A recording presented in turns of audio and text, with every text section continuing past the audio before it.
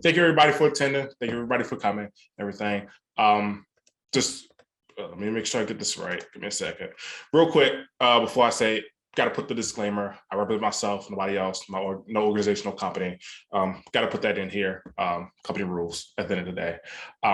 So let me go back a little bit about this. I mean, vulnerabilities are a huge thing. This is part of what you need to do in your ICS and OT environment. And I'm gonna go into a little bit of my background, kind of where I come from, what value this is going to add to pretty much when you're doing any type of vulnerability management in your organization. So a little bit about me. I come from, unlike some of the other people, I come from an IT security field. So I know cybersecurity from the IT side, the enterprise side.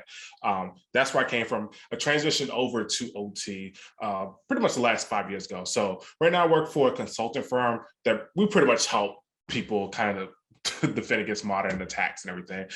Little bit of assessment, a little bit of red teaming, and internal pen tests. A lot of defense, a lot of pretty much network architecture, make sure that everybody's where they need to be at to have that defensible architecture. Like our keynote spoke today. I'm forgetting. Bristol. Mark said earlier this morning. That's pretty much what we do in pretty much a lot of things. Like I said, I started in the IT side of it. So I feel like vulnerability management is one of those things that could definitely transition from the enterprise side. You could take a lot of things that you learn and have matured on that side of it to the OT side. Now, I get not everything can come over, but there are some good practice, some best practices that can come over to the OT side and really just pretty much how you do vulnerability management in the OT and ICS environment. And a little bit about me, I play console video games. I'm not a computer video games. You have an Xbox, you have a PlayStation, I'm with you all the way. If you don't know what to tell you, you're missing out.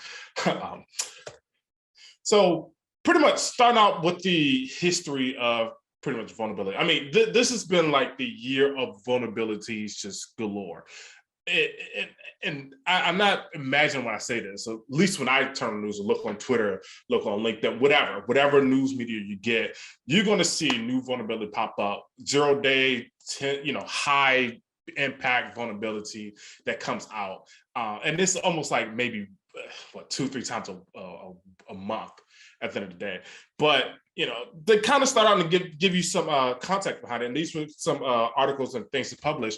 Industrial systems, disclosure, just this vulnerable disclosure, over 110% in the last 4 years. I mean, obviously, ICS and OT has become a very big talking point now. It's not just in the background, things interconnect. Obviously, things are getting connected, so a lot more vulnerabilities and disclosures happen. But it seems like a lot of vulnerability, not just for OT, but I mean, in general, altogether. But OT has definitely seen its fair share of percentage of vulnerabilities just being disclosed. And the one thing I definitely should be the takeaway from this, and I underlined it, majority of the vulnerabilities do not need to be addressed if you have a defensible network architecture. That's the same thing Mark was talking about, kind of understanding who you are, what you do.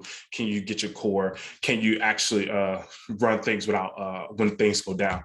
And I feel like this is true when doing vulnerability management at different sites and different OT and industries and environments. Every vulnerability is not, it doesn't need to be addressed. So when you see that, oh man, that next vulnerability has a CVSS score of 10, what do you do? Just give a little background to CVSS. If you have no idea what this is, I'm not gonna go too far in depth. There's references and everything I can definitely share to kind of really understand what this is. But CVSS score is pretty much a third-party outsourced risk management of vulnerabilities. First.org is actually the people who manage, run, and set the standards for all this, used by a lot of the vulnerability management tools, systems, and resources that we use, such as the National Vulnerability Database, CISA, Tenable, whoever you use, scanning, whatever you use. This is pretty much the score. Now, let me go back when I say this. I'm not saying, and this talk is not to bash CVSS, the scoring, or that it's wrong or it doesn't mean anything, because honestly, it's the best thing we have right now. Other than that, there's really no other thing to really help us kind of really do risk assessments on vulnerabilities.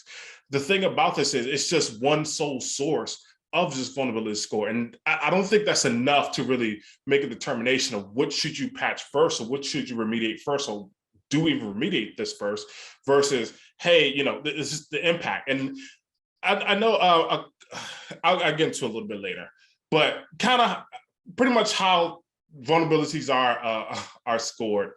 They take the new score. Now, old scoring took a little bit. There was a lot less numbers that were involved and everything in between, but it pretty much takes three basic elements: the basic metric group, the temporal metric group, and environmental metric group. This is the new and improved way of scoring, and this is going to evolve over time as we get better. We start understanding. We start doing better risk assessment. We're going to start doing just better risk assessment of vulnerabilities that come out. But if you look at like the pretty much how vulnerabilities are scored, they take certain aspects of things. So this is just a basic metric, the basic score metric. And what you're looking at right now is what is one of the calculators that you use to kind of really measure a vulnerability. But when you're measuring a vulnerability, you may take it from, you'll see things like the attack vector and complexity and privilege and user interaction. And these change the score based on impact, based on how high or low or where they may fall into it. Attack vector over the network may be a little bit higher than maybe something that's physical, depending on what you're doing and what you're looking at. Same thing as complexity. Is the attack complexity high or low? Privilege required. Do you already need root or admin privileges to really do this? Because if you do, like, what are you doing this for again? Not saying that there's not other actions on objective, but if you already have system access to, or why do you need more? Or if I need system access to really exploit this, then is this vulnerability really a true vulnerability to me in my organization? And these are pretty much how all the metrics are really done. They have little subscores in between to kind of really say, hey, this is a 10, this is an 8, this is a 9. And that really just goes back to pretty much how vulnerabilities are rated. Obviously low vulnerabilities are rated between 0 and 3.9. I'm sorry, 0.1 and 3.9 is low vulnerability rating, 4.0 to 6.9, medium vulnerability, 7.0. High and critical. So in case you haven't seen this, nice little refresher just to get you just to understand what CVS scores and how to kind of score them, where they come from. So the thing that's missing with a lot of the vulnerability scores, like I said, I'm not saying the CVS score is bad. It's not. It's the best thing we have right now, but they're missing a lot of aspects when going into the OT and ICS environment. And these are some of the things that's missing. The automation manufacturing server process understand. Do you understand how you get raw materials and make it to a finished product? These have impact on how vulnerabilities go. This is going to have a decision on how vulnerabilities impact your organization. Because hey, listen, we take, once a material gets from here to here, it's isolated from this DCS server or this side of the factory. This is very important concept to understand to move forward when kind of really, hey, does this vulnerability have a huge impact on my environment? Implementation, the implementation of segmentation and enforcement boundaries. Hey, do I actually have good segmentation? Do I do micro segmentation? Do I have really good enforcement? Kind of go back to that third slide that says, hey, listen, every vulnerability does not need to be patched or remediated, addressed right now if you have a good defense architecture. That's just long story short. The security defense is already in play. Do you already have a WAF in place or AV or any type of EDR or NIDS or HIDS? These help with your response. And what are you going to do if you see like a pretty much high critical vulnerability or critical rated vulnerability? The actual use of system process asset function or capability. This really comes down to, are you using all the full functions of maybe a POC or sensor or actuator? Honestly, you may not. I know some people, some POCs have backplanes, and some vulnerabilities that happen, they actually affect the backplanes of POCs. And hey, we kind of disabled that. We did system hardening before we got there. We made sure that that wasn't there on this particular version. This have an impact on how you pretty much rate vulnerabilities. access control, privilege access management, access control and privilege access management has a huge thing, has a huge impact on can a vulnerability be exploited in your environment? When we went back to the scoring, hey, if I need high credentials to really exploit this vulnerability, is this really a vulnerability to my organization? And that's one of the questions you have to answer when pretty much looking at vulnerability and deciding what to do first, second, third, fourth, maybe the top 10 that you should fix or should remediate. So things to keep in mind. These are just one of the things that I do. I keep in mind when looking at vulnerability, or doing vulnerability management, or helping organizations do vulnerability management in their environment. What is the actual weakness of the vulnerability? Because don't get me wrong, I know when we learn this environment, at least when I learned it, the biggest thing that you learn as far as the CIA triad when it comes to OT and ICS is pretty well safety first, then availability, and then integrity may run a close second. But if it's saying, hey, you know what, we have some emails that I don't know, this vulnerability may leak out some historian information. Is it really that bad?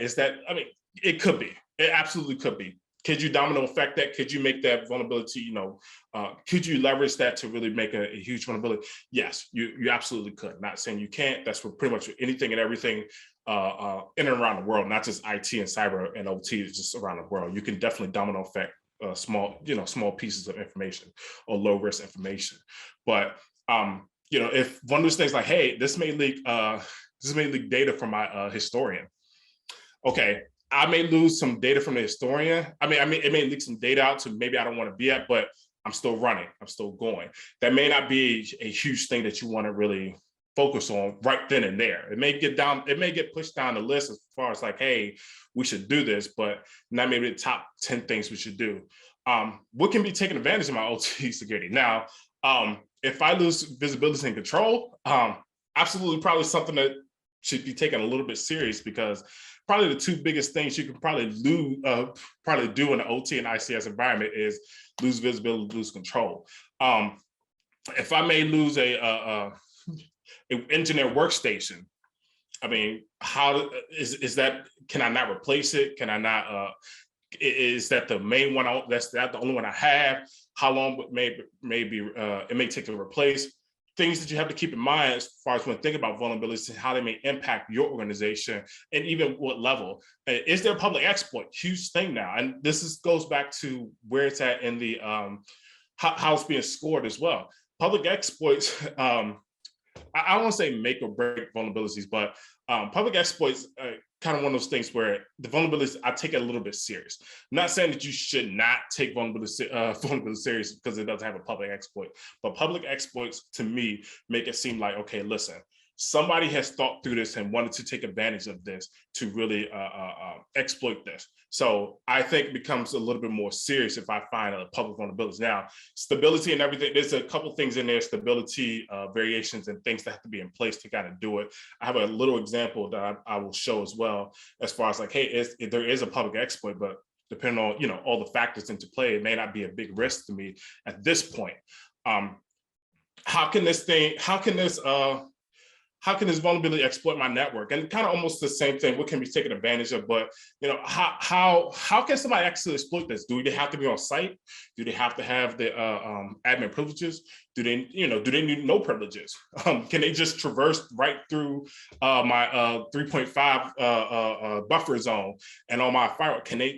Things like that are important. How can they pivot through? Can they pivot through an adjacent network, which pretty much a lot of our OT and ICS systems are kind of managed? Can I pivot through a firewall and then go to an adjacent network that's connected to it? How old and new is the vulnerability?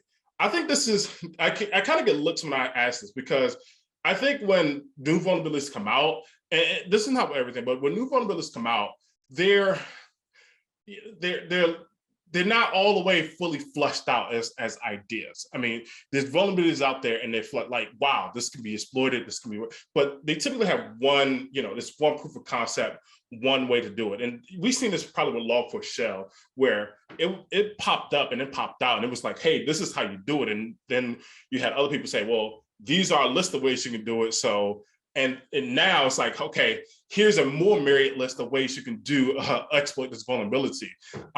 New vulnerabilities, I'm not saying they should not be taken serious, but they're a little bit more not fully fleshed out. The idea is not fully fleshed out. So it may mature over time to say, hey, yeah, I need to take this more serious, but maybe in the interim, where this vulnerability at and how it works may not be a big concern to you right now at that point. Now that will change as time goes. This is cyber, it's OT. I mean, OT, we like to say OT doesn't change as much, but cyber does. Cyber changes very fast. Things come out. We have great researchers out there, great YouTube, great tutorials, pretty much pushing this industry forward. What system process sensors are affected by this? Like I said, if it's just one engineering workstation, may not be a big deal to me. If it's that sensor that actually holds the tells me the temperature of the boiler that's going to overheat, maybe a little bit different, because I need to know that. That's something I need to know, and that's something I really can't have break. You know, I don't. Obviously, you have safety systems in there to play to kind of to help that, but you definitely don't want that's something that may just get pushed on a little bit higher. Once again, does this affect more than one OT and ICS system?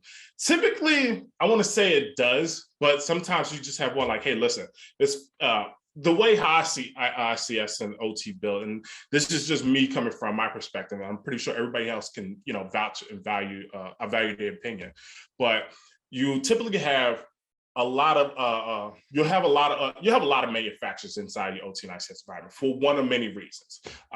I wasn't there to build it, but typically you may have like a whole Allen Bradley OT and ICS environment, but then you may have one Yokonawa system right here, just because this is the special system that does that for what you need to do to make your finished goods. You know, and that's typically how it is. You have a lot of scattered things. Does this vulnerability just affect this one Yokonawa system, or sensor or actuator or whatever it is, or does this affect all my ABB stuff, which I'm pretty much relying on, or Rockwell, whatever? Take your name, take your pick. You know, things to keep in mind. Does this actually go against my current threat model? The thing here is, if you've done a threat model before, you have the things you're concerned with. Typically, the two things people are concerned with: loss of visibility and loss of control. If you can't see nothing, you can't control it. Pretty much the two biggest things going to happen. And if when thinking about vulnerability, can this vulnerability be exploited and I lose visibility to something? If that doesn't happen, that may not just make the top 10 or top 20 of things I need to remediate at this point. Now, like I said, it could definitely have a domino effect, could definitely jump up as new information and new things come out. However, that's one of these things that we have to realize, like, hey, I'm really worried about two things right now. And what Mark was saying a little bit earlier, can I still do my core functions even if I'm missing this and I'm doing that? That's kind of where this goes hand in hand. Some defense mechanisms you did take into consideration when looking at vulnerabilities for your OT and ICS. Physical access to systems, physical access to building the systems. Like I said, if this means I need to be actually on a network, on the same network where the OT system is, there may not be a big huge point, especially if I'm still separated. Now I know separation is still it's becoming fading out, and a lot of integration is coming in. However, there's some things that actually is just separated, and some people actually still do separate a lot of things for that. So something to really take into account. VLANs, firewalls, NIDs, hits, and this pretty much all goes to remediation, how you're really going to look and respond to the vulnerability, which I'm going to jump into in a few. Configuration hardening. Once again, you may have a POC that may have a backplane feature. However, you may just, hey, I don't need that. I disabled it. I found a way to disable it. I don't use it. Move on. That's something you may do. Endpoint detection response.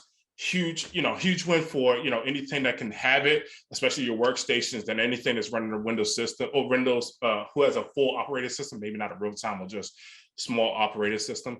Privileged access management, access control. Two things to keep in mind. Like I said, if you need high privileges to really do it, it may not be moving point to really go for that right now.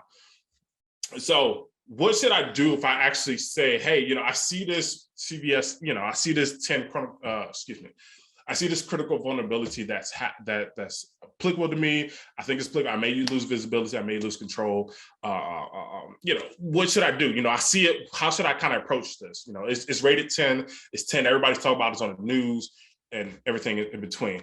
Read the vulnerability in its entirety. Understand how it works, and I would say most of its entirety. Understand how it works and how somebody may leverage it. That's the biggest thing. It's really, vulnerabilities get disclosed all the time. But if one thing I like to say when things come out, especially like these new vulnerabilities, remote code exploitation, the key word in remote code exploitation is remote. If I can't remotely get into that, it's kind of irrelevant at this point. Like I said, I know there's integration in between, but that's where you kind of start focusing on things where to go. So if I have a remote code execution vulnerability and it's exploited while, and it's a public exploit and everything between, first things I probably need to check is anything that has remote access. And that's part of knowing thyself, knowing how you get in, knowing where you come in at this point. Once I kind of went on to the second one, find out if this vulnerability is being actively exploited in the wild. There's a public exploit. I feel like it becomes a little bit more, it's more fruition behind it. Think about the vulnerability impact remote access system. One of the examples I give is, like I said, if it's a remote code execution and I have, remote access point, whether, VPNs or, RDP, whatever, probably one of these things I probably should move up as far as, hey, I need to check, this vulnerability. I need to make sure that I can remediate this, or what plan of action I need to do to make sure that this doesn't impact me.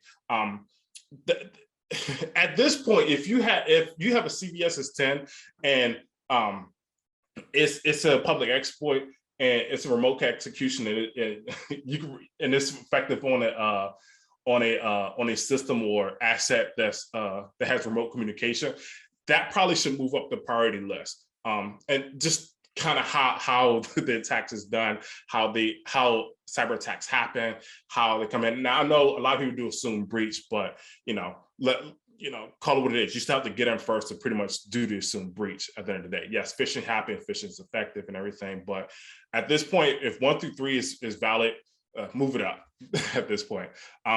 Think about where the vulnerability is likely to be exploited at. Like Gabriel was saying, printers in different situations. If a vulnerability only affects maybe 3, level 3 in a Purdue model, like I said, maybe some workstation, maybe some historians, something like that. Can you live without that? That's a question you have to ask yourself. Hey, I took out a workstation engineer workstation, and can I still live with that, or is this the critical one that I need to have because I lose visibility to safety systems and everything? Conversation needs to be had within the organization about how where this falls within the Purdue level, and where this vulnerability actually falls within a Purdue level. Think about the impact. Once again, I touched this a lot right now. Loss of process control, loss of visibility, probably the 2 biggest things you would hate to kind of really have to do and see when thinking about a vulnerability being exploited. Like, hey, I just really, I can't see nothing. I took things off, or I can't even. I have to go in and manually control it. At that point, something that's a high impact environment to me. At least in a more general sense. Now everybody's different, I get it. Take into account the defense mechanisms in place. This is I know when I say this, it gets a little bit controversial. Your safety system is a safety system, and it's a defense mechanism, maybe preventative, the way you learn, the way you go about it. I get it. But that can absolutely be one of these things where, hey, listen, I can't patch this now. I can't do this now. I have a safety system. We ran a test through the safety system. So if this happened, this defective sensor, my safety system is going to kick in and going to take over control. I know this. I understand it. I get it. So you may just leave that, and that may just get pushed down to maybe remediation number 11 when it's time to do patches. And once again, think about the remediation effort around this vulnerability. If it's a critical system, obviously, hey, listen, we got to shut it down for a day or 2 and patch it. That's not always doable. Working the OT and ICS.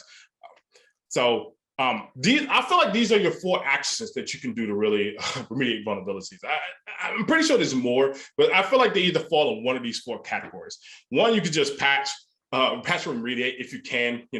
Great, great if you can. You can defend again. I feel like most people are going to really fall within the last 3 of it. The other things you do is just defend against the vulnerability. You just put heightened measures around the vulnerability. So, hey, this require you may put give me a second. Yeah, you may just put some defense, some just heightened security alerts around your NIDs and NIPs to really say, hey, listen, if I see any type of network traffic that comes in or any type of non-OT and ICS, Profinet, Ethernet IP, whatever, come in, alert me because I want to know about this. And it kind of you can pretty much block it to a point. I feel like between 4 and 3, you can start blocking stuff, especially when doing the Purdue model. Hey, we have a NIDS here. We have a firewall. We start blocking things. And that's pretty much where your defense come in. When you get a little bit lower, I get it. You probably can't do that. That's when kind of the detect and response come in, where you say, hey, we're just going to detect if something happens. We're going to put I won't say signatures, but mechanisms around to detect if we see something different. So, this Profinet communication is now sending 500, megabytes worth of data out. Hey, something's wrong. We need to figure it out. I get it. It may not be an incident, but you need to check it out, see what happens, see what's going on, see what happens. And that's pretty much how you may deal with a particular vulnerability or remediate a vulnerability until you can get to that patching effort. And the last thing I can say a lot of people can do is just react to it. You may have an incident response in place. You may have a safety system in place. You may have all your defense mechanisms say, hey, listen, this may not be a concern to me right now. And if this has that domino effect, we'll just do the incident response and get back to business when we can or how we can. And it's an acceptable approach. As long as you have an approach to kind of say, hey, listen, we're not going to patch this right now. We can't patch it right now for X, Y, ABC reasons. We put out defense mechanisms. We did our detection and around it. But if it happens, if someone gets in around it, we have the incident response plan. We have our safety systems. We have everything we need to do to respond as needed. We tested it. We looked at our BCR. We looked at our disaster recovery plan, and that's how we're going. And these, I feel like all your actions pretty much come here. So I'm kind of going through this a little, kind of speed up through this. But the latest thing I heard is Springfield Shell. This is kind of the example where I say this kind of runs in a 9.8 CVSS score. And I get it. It's a critical vulnerability. However, there's public exploitable code available. There's remote code it's a remote code exploitation vulnerability. I get it. However, there's a bunch of requirements that has to happen for this to be exploited. So this may be something that I would say, hey, listen, do I have third-party tools or solutions that may have a web application front end behind it? This is where this may jump to number 1 on that front. So I may have 2 or 3 things. I may have web application front ends for whatever reason, because of how it works or the solution, what it is. This is where this may come to a little bit of priority in that sense. But as far as the OT overall, the OT and ICS overall network, this may fall a little low on where I need to go towards, because once again, I think the key word in here is remote code execution. If I can't get to it like remotely, it's kind of one of those things like it's kind of moot in point. So this is pretty much where I would say I'm talking to a lot of connected devices that connected either to level 4 or connected out to the net for whatever reason. We can get to that argument why it should be connected to the internet or whatever, but this is where I would say that 9.8 may get recategorized to maybe something a little bit lower because of your organization, how things work, where maybe where I can pretty much take advantage of this, how defense mechanisms in place. And a lot of considerations to consider when doing this, looking at this vulnerability. So, and this is what you should do. So you have vulnerability, it's fruition, something you need to do, something you need to address. We're going to patch and remediate what you should do. These, I feel like, the 9 things you should have laid out, and you should have laid out. And you can actually use this for reporting as well. I've actually used this for reporting. So when the next log4j or whatever big vulnerability comes out. This is what we're doing. Determine the team and individual that's leading this effort. Outline the remediation action plan to back up and everything between. Determine if you determine who can detect it, or who's taking advantage of it. Determine what systems are affected, determine what action plan for newly discovered assets. So, you did the first round, maybe like, hey, we got 10 more systems over here. What's the plan to move forward if we discover 10 new systems? Ensure your third-party vendors are aware and they're addressing it on their end, huge thing. Determine the plan of action for user awareness and reporting methods, as far as like, hey, this is where we at, this is where we're doing, this is how much we have patched, and this is how we remediate it for risk, so your leadership can understand where you're at and what you're doing and how you're doing, and kind of had a warm and fuzzy. Check backup plans, system backups, business continuity, disaster recovery, incident response plans, especially when doing remediation on any vulnerability. And if this is a large effort, like kind of how Log4j was, how do you kind of prevent burnout? Because obviously you're gonna try to have people working around the clock to kind of find out where it's at, where it's going. All in all, like I said, this is not to rely on your CVSS score alone. It's a great method. It's a great way to kind of get a foundational understanding of vulnerability, but it should not be the only source of vulnerability information to kind of prioritize what you should patch first, second, and third, 1 through 10. So some vulnerabilities may not require immediate action. Like I said, so I think a lot of people are really going to fall within defend, detect, and just like react to it, depending on the vulnerability, especially if you have that network, that network architecture. Keep your network defenses in mind, your processes, and what you're doing when vulnerabilities are published. So don't go, knee-jerk reaction, oh, we need to fix this right now. Kind of think through this, understand how it may affect you, what level it's going to affect, where is it, what's the biggest impact of it? If this happened, what can we expect to see, or what can pretty much be the main damage? And plan to remediate your approach to remediate your approach. Plan your remediation approach to the OT and ICS environment. So like I said, a lot of people may fall within defend, detect, and react. If you can patch, maybe you have to wait to that patch cycle. If you can patch on site, do it, but you have to plan that out. That's pretty much all I have. LinkedIn here.